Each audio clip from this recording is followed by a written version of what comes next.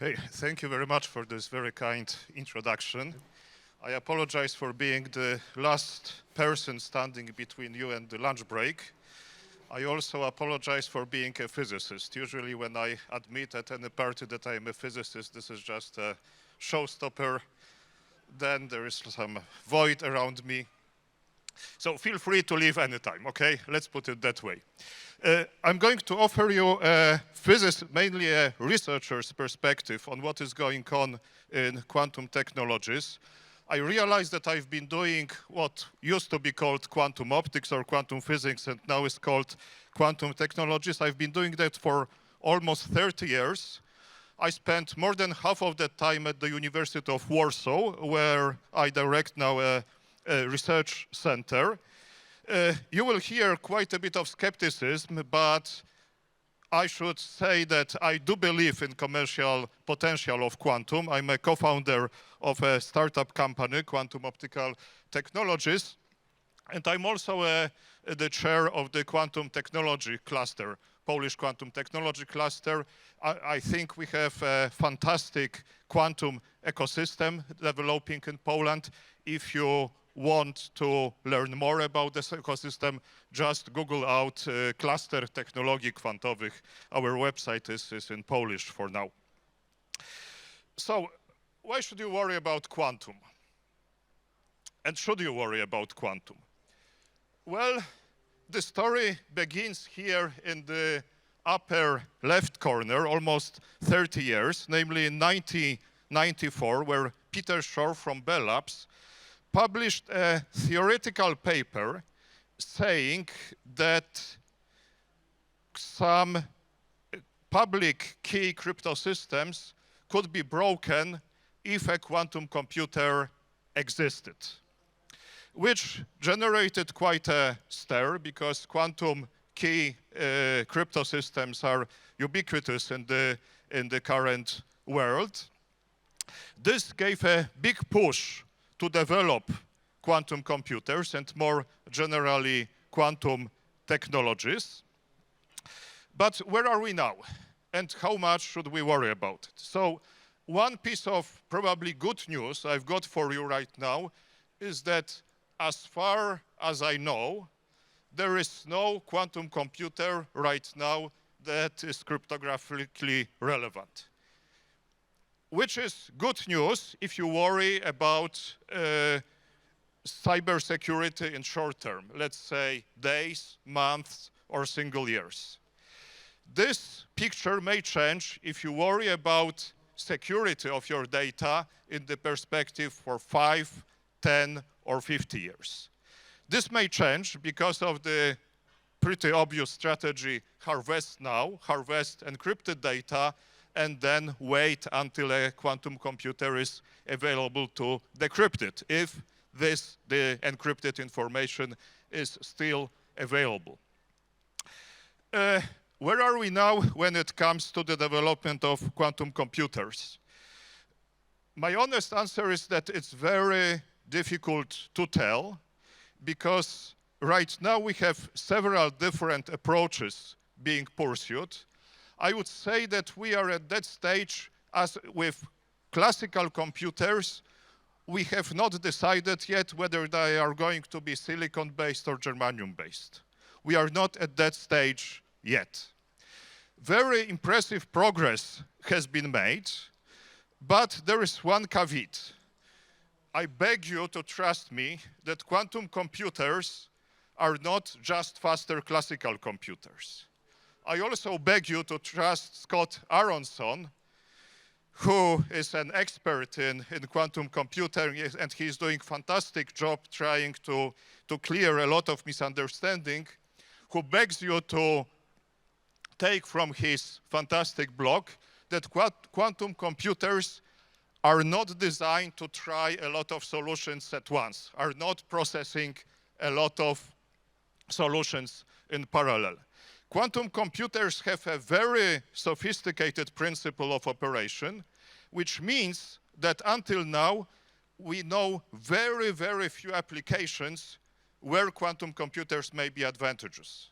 One of those applications is factorizing large numbers, which is relevant to public key crypto systems. But quantum computers so far are very highly specialized. If we want to build a physical quantum computer, we have to work very, very hard to suppress noise, and we are still some way from that goal. This is why I think my favorite definition of a quantum computer comes from my colleague and friend Arthur Eckert from the University of Oxford, who likes to say that quantum computer is the most advanced and I would say the most exciting physics experiment in the history of humanity. If this kind of experiment succeeds, this will be very interesting and this will be very relevant to a number of practical applications. How far we are from that goal, I won't tell you, because I cannot really give you a definite answer. I think there are many, many uncertainties when it comes to the development of quantum computer, and I think the most honest way to look at quantum computers is to adopt the view of risk management. What we can estimate is what is the probability of having a cryptographically relevant quantum computer in 1 year, in 5 years, in 10 years, in 50 years, and according to that, we should act.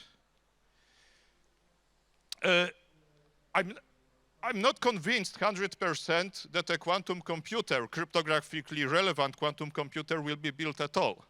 Some talk about quantum winter, because so many expectations have been created in so short time, it may be that investors will pull out, some physical problems come up with the existing approaches, and maybe this will be put on hold. So there are many, many uncertainties, and please do think about quantum computing as a risk management issue. One aspect, well, this is a bit contradictorian, but I can't resist telling you that. When it comes to cybersecurity, I would not worry so much about yet another major breakthrough published in an academic journal next month. If you read about another great breakthrough, maybe worry a little bit, but the main thing I would worry about is if there is a serious activity in developing quantum computers and it disappears from the radar screen. Because then, I mean, if you are able to break codes, in many scenarios you do not advertise it. And we have a great story from the last century, the story of the Enigma machine, which was first broken by Polish cryptologist led by Marian Rejewski, shown here. And if you read the story about the Enigma machine during the Second World War, Allied forces went to great extent to conceal the fact that they were able to decrypt consecutive generations of Enigma machines. Think about that. I think this is a very, very interesting perspective. Okay, what to do given this uncertainty? There are several, well, basically there are two things one can do. Right now, encryption takes place in the digital layer of crypto systems. And the most obvious and probably the cheapest thing to do is to change the encryption algorithms, to replace what we've got now, to replace with so-called post-quantum cryptography.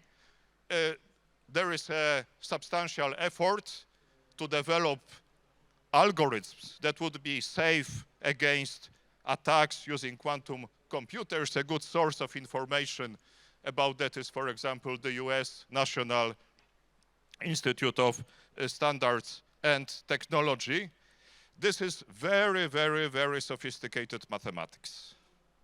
I mean, which is understandable because we want to design classical algorithms that will be robust, that will be safe against quantum computing attacks. So in the background, we need to have all this machinery of quantum computing testing, at least theoretically, post-quantum cryptography. Another approach that I have to confess is much closer to my heart, simply because of my profession, is to build cybersecurity into the physical layer of crypto systems and or generally communication systems or communication networks. Right now, most telecom networks are completely naked in that respect, which means that usually power budget in telecommunications have so high margins that nobody will notice really if 1% or 10% of the signal is taken on the way. And usually this small fraction of the signal is sufficient to decrypt what is going on through the network. I mean, there are obstacles, like if we have a complex network, nobody really knows which way a given packet of information travels, but we have this nakedness. And very substantial effort is now being put into changing that state of affairs and adding security elements into the physical layer. Two most advanced approaches are quantum techniques for generating random numbers. We need randomness in a lot of cryptographic protocols. We need randomness in cybersecurity. Those generators even made it to smartphones, Samsung smartphones a few years ago. A more advanced solution is so-called quantum key distribution, which allows us to generate a quantum-safe cryptographic key between two distant nodes with some limitations. So a lot of interesting things are happening right now. I do not really have a single universal solution to all those issues. This is the area that should be monitored very closely, and we still need a lot of research and technology development to bring this area to fruition. One aspect I would like to bring to your attention is the issue of trust.